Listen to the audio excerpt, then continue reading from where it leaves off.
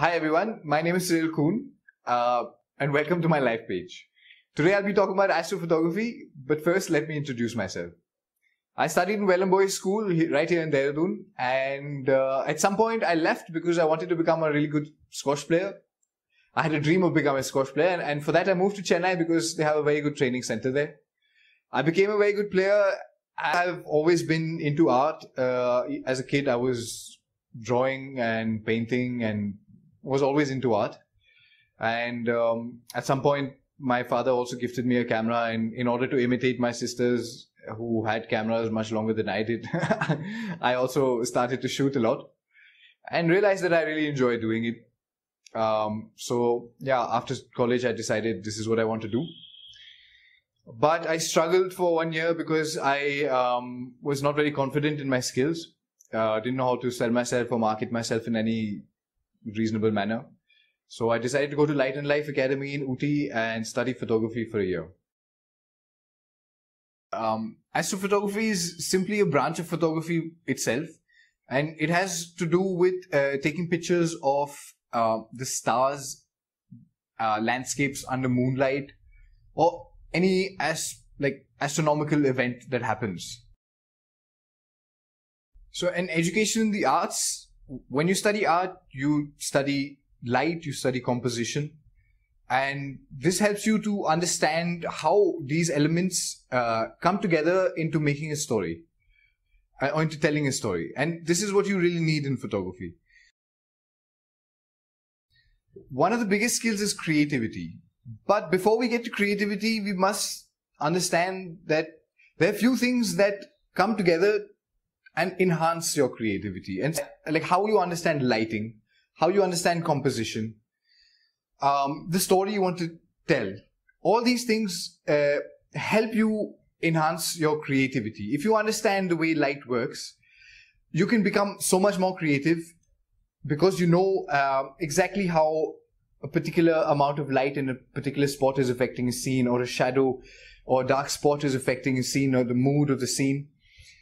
And this is very important in telling your story.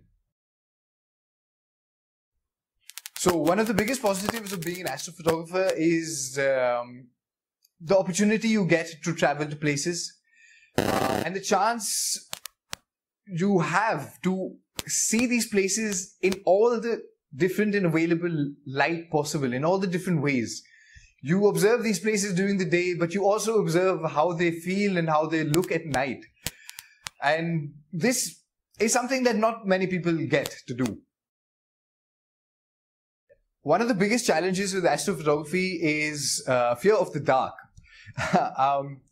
A lot of the times, at least personally speaking again, a lot of the times I'm shooting alone in the dark, and it's quite normal for people to be afraid of things that they cannot see. And this happens with me as well, of course, and it will most likely happen with you if you ever engage in astrophotography. I wake up in the morning and I start my day off as usual. I'll have my breakfast, brush my teeth and things like that.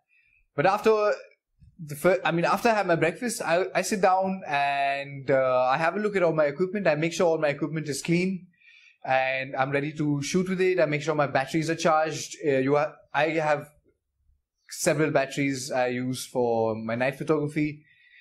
I make sure my tripod is clean, ready.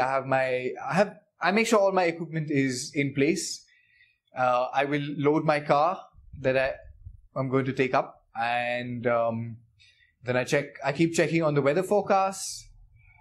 And then usually what I do is I have my lunch, after which I take a nap, so that I have enough energy to last through the night. After I wake up, I make arrangements for my food and other things like that. Anything I might need to consume, or I might need at night, lights, torches, again, equipment and other things to survive at night. And I like to leave my house, or my location rather, wherever I am resting, a few hours before sunset, so that I get to the location at least an hour before sunset. I have a good amount of time to scout the area, see how I'm going to shoot. That is, if I've not already scouted it and planned beforehand. I also get the opportunity to shoot sunset and then set up my camera. Sometimes I need to set up my camera before sunset, leave it as it is for an hour or so before it truly gets dark. This is in order to get my focusing correct.